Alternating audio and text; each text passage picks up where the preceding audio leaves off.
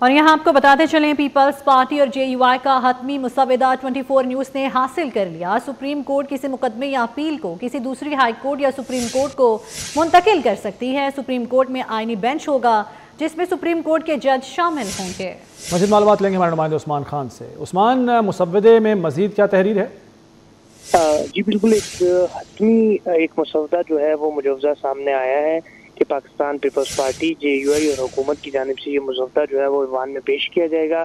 24 news کو ملنے والے مسودے میں آرٹیکل 187 میں کلاس 1 میں جو ہے وہ ایک شک شامل کی جائے گی، اس میں جو ہے اور ساتھ ہی ساتھ آرٹیکل 191A میں جو ہے وہ ایک نیا آرٹیکل جو ہے وہ شامل کیا جائے گا۔ سپریم کورٹ میں آئینی بینچ ہوں گے جن میں سپریم کورٹ کے جج شامل ہوں گے اور ان کی مدت کا تعین پاکستان کی جوڈیشل کمیشن وقتاً کرے گا، بشرطیہ کہ آئینی بینچوں میں ہر صوبے سے برابر تعداد میں جج شامل کیا جائے۔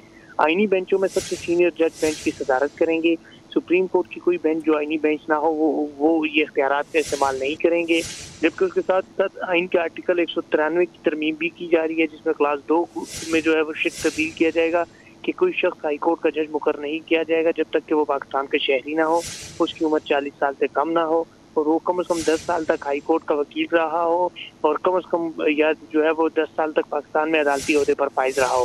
آرٹیکل 199 کی جو ترمیم ہے اس میں مزید کہا گیا ہے کہ ہائی کورٹ کوئی حکم، ہدایت یا اعلان اپنی مرضی سے یا خود نوٹس کی بنیاد پر نہیں دے سکے گی سوائے اس کے جو درخواست میں موجود ہو۔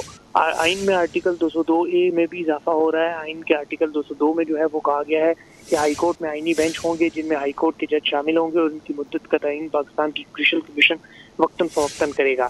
آئینی بینچوں میں سب سے سینئر جج کے سربراہ ہوں گے۔ ہائی کورٹ کے کوئی بینچ جو آئینی بینچ نہ ہو آئین کے آرٹیکل 199 کے تحت منحوس دائرہ اختیار استعمال نہیں کریں گے۔ آئین کے آرٹیکل 203C میں بھی ترمیم ہوگی۔ ٹھیک ہے عثمان، آپ ہمیں تفصیلاً اپڈیٹ کرے تھے، آپ کا بہت شکریہ۔